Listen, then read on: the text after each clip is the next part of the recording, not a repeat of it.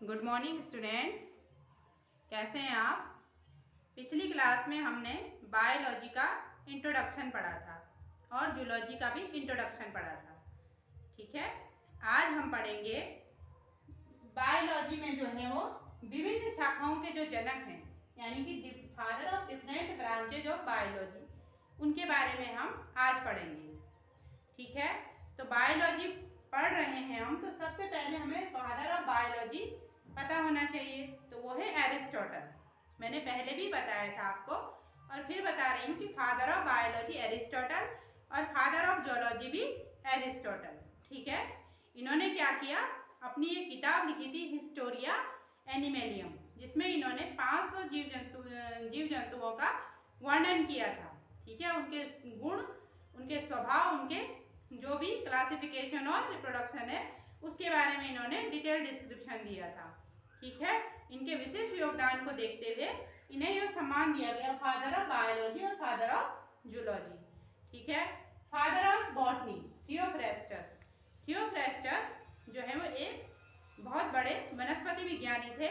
इन्होंने अपने 2 ग्रंथ लिखे हैं, विश्व प्रसिद्ध जो ग्रंथ है, एक है हिस्टोरिया प्लांटेरम और दूसरा है इंक्वायरी इनटू प्लांट्स। दूसरा जो इनकी जो किताब थी उसका नाम था इंक्वायरी इनटू प्लांट्स। ठीक है, इसमें इन्होंने बहुत सारी वनस्पतियों के बारे में जो है वो वर्णन किया हुआ है। तो वनस्पति विज्ञान में इनके विशिष्ट योगदान के लिए जो है इन्हें सम्मान दिया गया, फादर ऑफ बॉटनी थियोफ्रेस्टस। ठीक, father of taxonomy Carolus Linnaeus. Carolus Linnaeus ने जो है वो क्या किया था, अपनी किताब लिखी थी इन्होंने सिस्टेमा नेचुरा। सिस्टेमा नेचुरा में इन्होंने बहुत सारे जंतुओं और पादपों का क्या किया था, वर्गीकरण किया था, और उसमें इन्होंने एक नई जो सिस्टम दिया था, जिसमें इन्होंने प्रत्येक जो जंतु हो चाहे या पादप हो उसके 2 नामों का इन्होंने 2 नाम रख करके उनका वर्गीकरण किया था, एक नाम जाति का और एक नाम वंश का, यानी एक जो है वो जीनस का, दूसरा स्पीसीज का। ठीक है, इन्हें बायोनोमियल नोमेनक्लेचर का जो है वो जन्मदाता कहा जाता है। तो father of taxonomy Carolus Linnaeus. Father of cytology Robert Hooke. ठीक है, रॉबर्ट हुक ने क्या किया था, सबसे पहले सेल्स कोशा नाम दिया था, सेल्स नाम दिया था और उसकी खोज करी थी।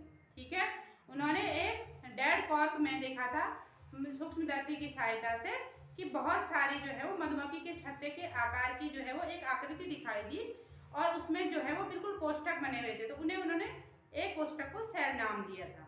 ठीक है, तो इन्होंने रॉबर्ट हुक को फादर ऑफ साइटोलॉजी कहा जाता है। Father of father of genetics. Father of genetics है Gregor John Mendel.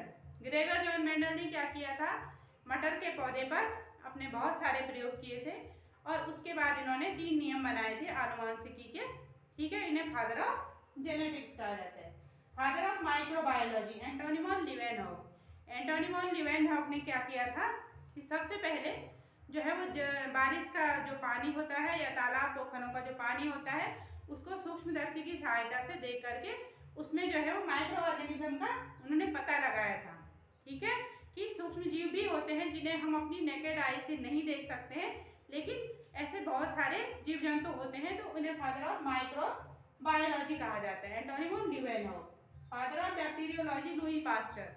Louis Pasteur ने क्या किया था, इन्होंने जो शराब होती है, तो शराब में इन्होंने देखा कि किस प्रकार से ये शराब, इसमें सड़ने की जो प्रक्रिया हो रही है, फर्मेंटेशन जिसे हम कहते हैं, तो वो कैसे हो रही है, इस पर इन्होंने बहुत डिटेल अपना क्या किया था, बहुत खोज करी थी और बाद में इन्होंने माइक्रोस्कोप के द्वारा देखकर पता लगाया कि बहुत सारे सूक्ष्म जीव होते हैं जो कि क्या करते हैं, शराब में को फर्मेंट करते हैं, उसको सड़ा देते हैं और उसमें जो है अल्कोहल बनता है। ठीक है, तो सबसे पहले इन्होंने जो है वो यह बताया था कि जो कुछ ऐसे भी जीव जंतु होते हैं कि जो इस प्रकार से फर्मेंटेशन का काम करते हैं, तो ये इन्होंने सबसे पहले इन्होंने खोज करी थी, किसने, लुई पास्चर ने। इन्होंने यह भी बताया था कि अगर हम किसी चीज़ को, मतलब खाने की चीज़ को गर्म कर दें तो जो है वो एक सर्टेन टेम्परेचर पर जो है वो जीवाणु नष्ट हो जाते हैं। ठीक है, तो पास्चराइजेशन की खोज भी किसने करी थी, लुई पास्चर ने। इन्हें फादर ऑफ बैक्टीरियोलॉजी कहा जाता है। फादर ऑफ मेडिसिन हिप्पोक्रेटस ने क्या किया था, सबसे पहले मानव रोगों पर जो है वो एक किताब लिखी थी। जो भी उस समय मनुष्य में होने वाली बीमारियां थी उन पर इन्होंने किताब लिखी थी। उससे पहले लोग इन्हें दैवीय प्रकोप मानते थे और ये पता नहीं था कि ये क्यों होते। तो इन्होंने बताया कि मनुष्य में बीमारियां होती हैं, ठीक है, और उनका वर्णन इन्होंने किया था। तो father of medicine, father of modern embryology Ernst von Baer को कहा जाता है, ठीक है। फादर ऑफ मॉडर्न एम्ब्रियोलॉजी, इन्होंने एम्ब्रियोलॉजी के क्षेत्र में अपना बहुत योगदान दिया। फादर ऑफ इंडियन एम्ब्रियोलॉजी की अगर हम बात करें तो प्रोफेसर पंचानन माहेश्वरी, ठीक है, father of Indian embryology. Father of modern anatomy, father of modern anatomy है जो है वो एंड्रियास विसेलियस। एंड्रियास विसेलियस जो है वो बेल्जियम के साइंटिस्ट थे, ठीक है, और इन्होंने ये एक चिकित्सक भी थे। पैदुआ यूनिवर्सिटी में इन्होंने जो है वो प्रोफेसर का भी काम किया था के रूप में अपना जो है वो सेवाएं दी थी। और इन्होंने जो है वो एनाटॉमी के क्षेत्र में, ठीक है, अपना विशिष्ट इन्होंने योगदान दिया, मतलब जो इससे पहले किसी ने भी नहीं किया था। तो इन्होंने जो है वो बहुत सारी चीज़ों का वर्णन किया और ख़ास तौर पे जो तंत्रिका कोशिकाएं हैं और जो हड्डियाँ अस्थियाँ वगैरह हैं उन सब के बारे में इन्होंने डिटेल में बताया थी। किताब का नाम था डी ह्यूमेनी कार्पोरिक फैब्रिका। इसमें उन्होंने जो है वो अपने जो है वो रिसर्च जो भी उन्होंने करी होगी उसका वर्णन किया गया है। तो आज हमने इतना पढ़ा, ठीक है। उम्मीद है कि आपको आज का टॉपिक पसंद आया होगा। आगे भी आप इसी प्रकार की जानकारी प्राप्त करने के लिए मेरे चैनल को लाइक करें, सब्सक्राइब करें। धन्यवाद।